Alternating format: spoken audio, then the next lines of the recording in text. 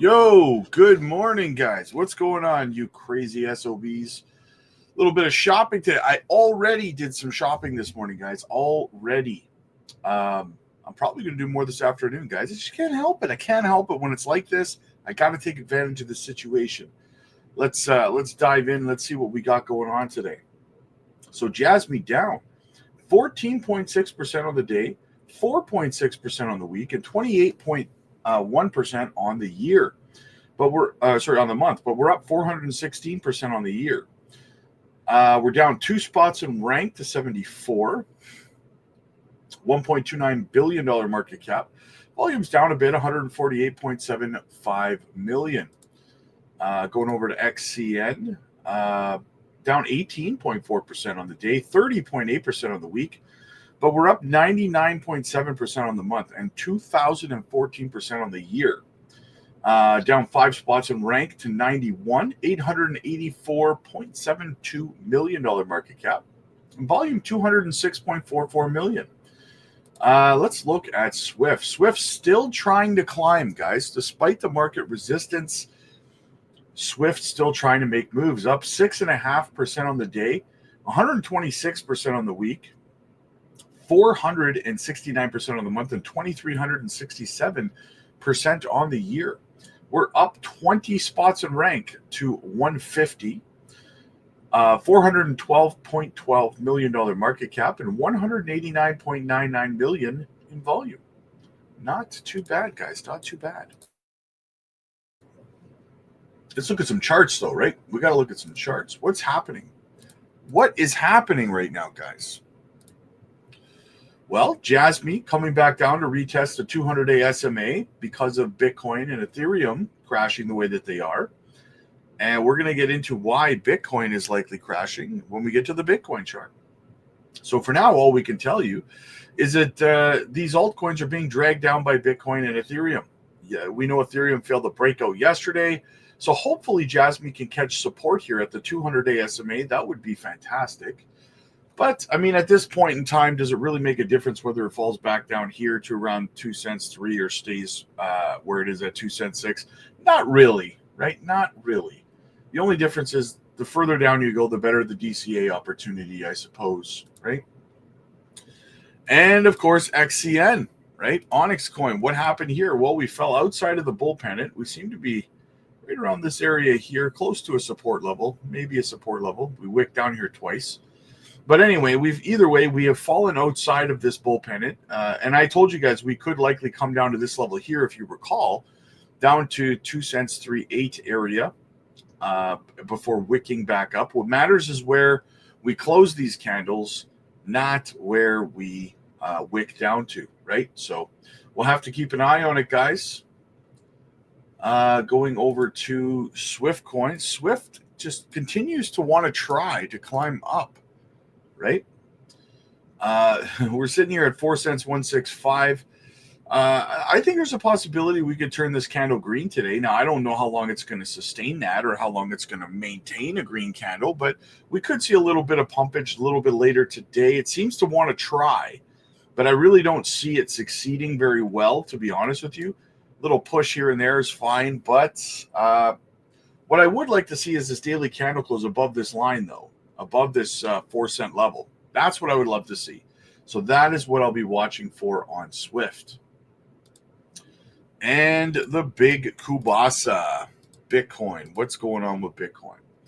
Look at that, 98,100, guys. Again, I keep saying it matters where we wick. It matters where we close these candles, not where we wick down to. And we have about 7 hours still for this candle to close. So we could come all the way back up again.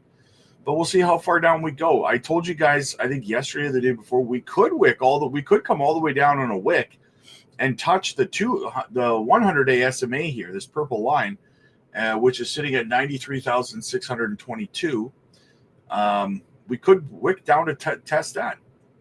I mean, I don't think it's not necessary or anything. I'm just giving you guys a worst case scenario, right?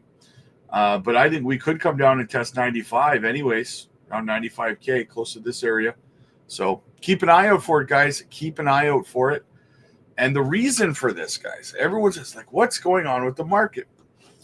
Guys, it's this time around, It's largely not market manipulation or anything like that. I mean, there probably is some market manipulation, but that's not the primary cause this time around. This time around, what we're looking at is these tariffs that Trump has decided to introduce. It's caused massive uncertainty, right? Because, guys, listen, basically tariffs, if you don't know what they are, basically, to sum it up as quick as I can, tariffs are essentially like increased taxes that are put on goods coming from Canada. In this case, we'll talk about Canada, but he put them on a couple of countries, right? So a 25% tariff on anything imported from Canada to be sold in the United States, right? And the thing is, the countries or the businesses that manufacture these items that get created, they don't eat that cost. They pass that cost on to the consumer, right? So you as a consumer are paying 25% more now because of Trump in Canada, right? And then Justin Trudeau, the Prime Minister of Canada, introduced, well, basically he did the same thing, 25% tariffs on anything that the United States companies want to import into Canada. So now the companies in Canada, or in the United States, sorry, are increasing the cost of their products, which cost about 25 to 30%, which those costs then again get passed down to the consumer. So now American shoppers, retail shoppers, are paying 25% more on goods imported from Canada, right? And you might think that's not a big deal if you live in the States. However, you should really look up how much is actually imported from Canada. We're not just talking about a pair of boots. We're talking Canada is a large provider of lumber and power to the United States. Like a big chunk of the New York power grid is flowing from Canada. All that's going to have a 25% tariff on it, guys. Your hydro, if you don't think it's a big deal, your hydro is about to go through the roof in costs because of this, right? So in saying that, guys, there's a lot of uncertainty in the markets now as a result. What's going to happen, right? Can companies, some companies might end up going out of business because people simply won't shop with them, right? So this is detrimental in the big picture to not, like, I know if you're American, you're probably sitting there thinking this is bad for Canada. This is just as bad for you because now there's tariffs on you as well. And you might think it's a joke. You might not like it until you get your power bill in a place like New York. And you're like, what the hell is this? Yeah, it's not so funny now, is it? Right? So in saying that, guys, on either side of it, I don't care which one way or the other. I'm not on a side here. I'm just trying to give you the impact that it's going to have, right? It's not something that's not going to affect you. If you thought prices were already high enough with inflation and everything, they're about to go higher because of this, right? So this has to come to a stop very, very soon. Listen, I'm not getting into the details of why they're doing these tariffs. I do support the reasons why Trump is doing these tariffs. I do, because it makes perfect sense, right? But I'm not going to get into those reasons because they're political. But in saying that, there's going to be a lot of uncertainty in the markets going into Monday and Tuesday. And I'm hearing some people saying it's already priced in. No, it's not. It might be a little bit priced into Bitcoin, but when the stock market opens up on Monday and it plummets, right, as a result of all of this, Bitcoin and altcoins are going to go down further, right? Possibly, right? And the reason for that, guys, is that smart money does not like uncertainty in the markets. So what they do is they pull all of their liquidity out of risk on assets until they have some level of certainty when the smoke settles on what's going to happen with these tariffs, right? So I guess it's a good buying opportunity, right? People can blame Trump. They can say Trump did this. He crashed the markets. And yeah, I mean, it is a cause and effect of his actions. But I think there's a bigger picture at play here, guys. And those of us with patience will survive. And those of us without patience simply won't make life-changing wealth, right? So I guess it just is what it is. And we're going to have to just play it out. Like I said, me this morning, what did I do? I went shopping, right? what else can you do? Might as well go shopping, right?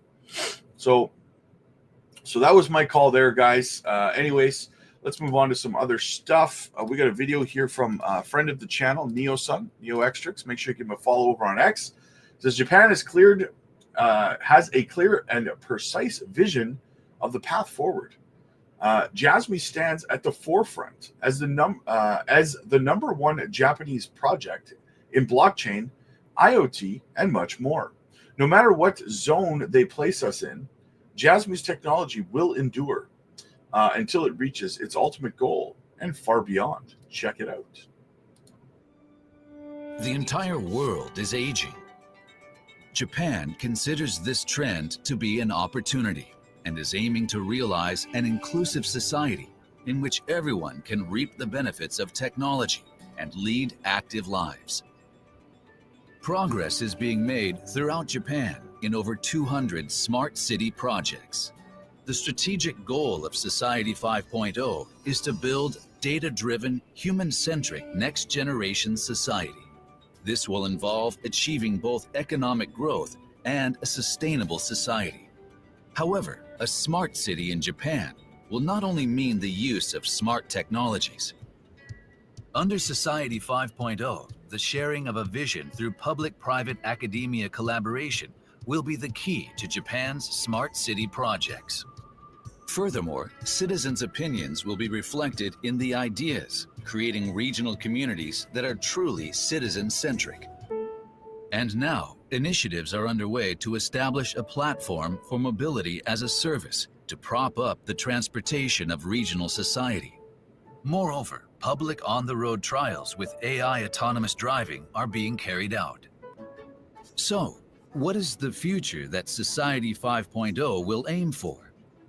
It is a future in which data based on the full use of IoT and AI is used to carry out experiments in cyberspace, leading to practical application in the physical world. The initiative aims to establish a more resilient, more people-friendly, human-centric society that improves in a variety of ways over time through the fusion of cyberspace with the physical world. Under the vision of Society 5.0, Japan is striving to create an open platform for the sufficient use of data with care taken to ensure governance. Toward the future of smart cities, Japan, moving forward together. Hopefully YouTube doesn't edit that out because of the music, but we'll see what happens. We'll see what happens. Great video, guys. JASMY is the future. Absolutely, guys. Check it out. Onyx DAO, the OIP 53 increase XCN staking rate. So there's a new proposal over on the protocol. We're going to go have a look at it here. To increase the rewards for staking on the protocol. We did this a few months ago, guys. It's finally active. You can vote now. So far, 371 votes for, 0 votes against. Obviously, why would you vote against having more rewards? But there is still 1 day and 16 hours left. Put it that way. So this proposal is set to double the staking rate of the APR. This proposal, OIP 53, seeks to address parameters related to staking aligning with XCN's ecosystem with evolving market dynamics. The adjustments outlined aim to optimize the protocol's operational efficiency, enhance user engagement, and reward XCN stakers securing the network.